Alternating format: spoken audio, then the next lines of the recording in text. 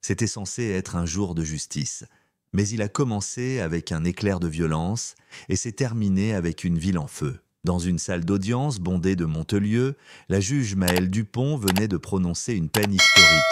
20 ans de prison pour un policier blanc qui avait laissé un adolescent noir dans le coma. Silence tendu, un souffle, puis des cris. Certains acclamaient, d'autres hurlaient de rage.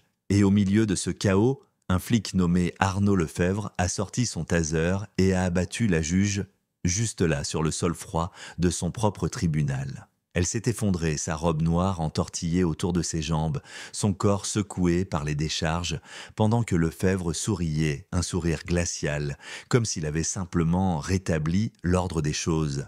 Mais ce qu'il ne savait pas, c'est que Maëlle Dupont n'était pas une simple juge.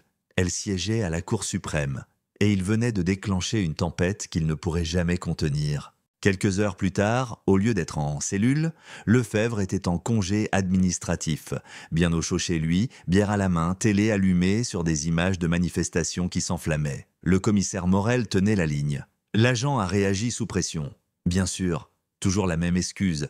Et pendant ce temps-là, Maëlle était à l'hôpital, le corps meurtri, mais l'esprit en alerte. C'est là qu'elle a compris. Le système ne l'avait jamais vraiment protégée. Il la tolérerait tant qu'elle ne dérangeait pas l'ordre établi. Mais elle avait osé condamner l'un des leurs et pour ça, il fallait l'effacer.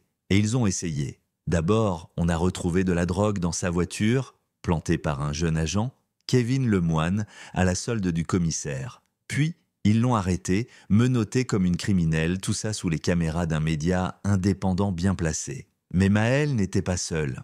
Sa meilleure amie, Samira, avocate, hackeuse à ses heures perdues, a commencé à creuser. Et ce qu'elle a trouvé allait secouer tout Montelieu. Des relevés d'appels, des virements bancaires et même un lien entre Kevin Lemoine et le fils du commissaire Morel. Ouais, le type qui l'a agressé une seconde fois en pleine nuit, armé d'un couteau et d'un message « Pour mon père ». Mais elle a survécu. Encore. Elle a fui, elle s'est cachée et elle a diffusé la vérité en direct, depuis un entrepôt en ruine. Elle a révélé les preuves, exposé les noms. Les gens ont écouté. La colère a explosé. Et un jour, elle est revenue, pâle, épuisée, couverte de cicatrices, mais debout. Elle a repris le marteau de justice dans une salle comble. Et quand Arnaud Lefebvre a été condamné à 25 ans de prison, il n'y avait plus de sourire sur son visage. Pas cette fois. Mais voilà le twist final. Alors qu'on croyait que le pire était passé, Maëlle a été droguée par une personne de confiance. Elle s'est réveillée attachée dans un sous-sol face à une caméra. Un message « Démissionne ou ton ami meurt ». Sauf que cette fois, les hackers de Samira étaient à Dieu près, ils ont intercepté le flux, localisé la cachette, et la police, la vraie, pas les pourris, est intervenue. Et même après tout ça, même après les coups, les mensonges, les trahisons, Maëlle est revenue, une dernière fois, devant une foule en silence. Elle a levé le poing, le visage ravagé, la voix tremblante mais claire, c'est fini. Silence, puis des cris, puis une ville entière qui respire à nouveau. Mais dans sa poche, une lettre, anonyme, un mot griffonné, la prochaine fois on ne ratera pas. Alors maintenant, c'est à vous.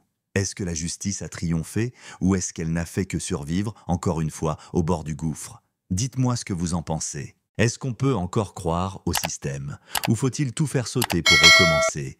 Lâchez un commentaire, partagez cette histoire et surtout, restez vigilants. Parce que parfois, ceux qui tiennent le marteau sont ceux qu'on doit frapper.